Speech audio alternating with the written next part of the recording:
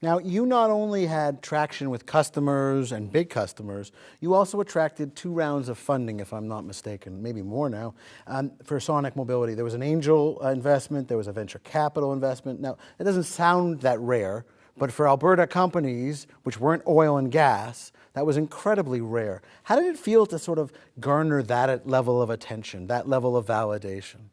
Sure. Well, Sean, so those financing rounds occurred in my next company, which was called Tint.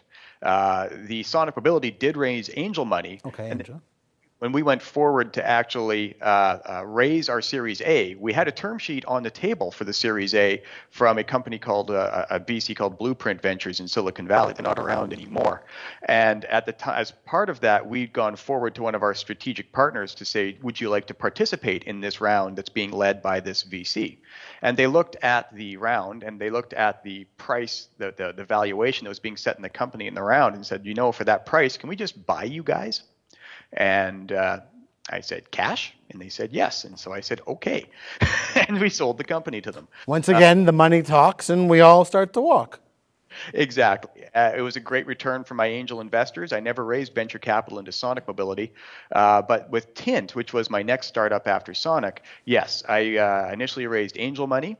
Then I did an A round that was led by a Montreal venture capital firm called Inovia Capital. Yep. And then we did a B round that had multiple VC participants, raising an additional $8 million into the company in 2008, which was also a challenging time to raise money. I seem to like to pick these really bad times in the market to go Well, raise funds. I'm going to talk to you about that because you seem to want to do things when it's even harder to do them. You want to raise money when it's a cold market. You want to make ice cream in the middle of the desert. But we'll get there in a second. I want to ask you a common question, and our students don't really always have this perspective.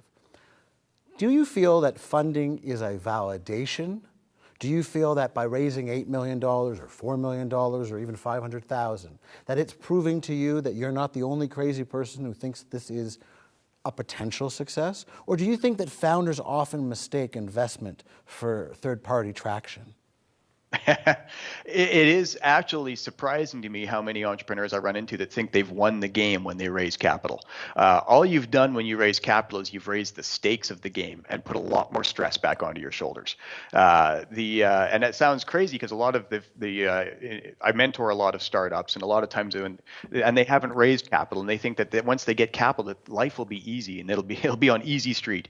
When in fact, once you've raised the money, it gets even harder. Now you have some tools at your disposal you didn't have to execute with before raising the capital, but now all of a sudden you have new business partners in your venture. You have very clear, you have a lot of a very clear focus on how much runway you actually have, and So you start counting the money as it dissipates, so you know how many months out you can last.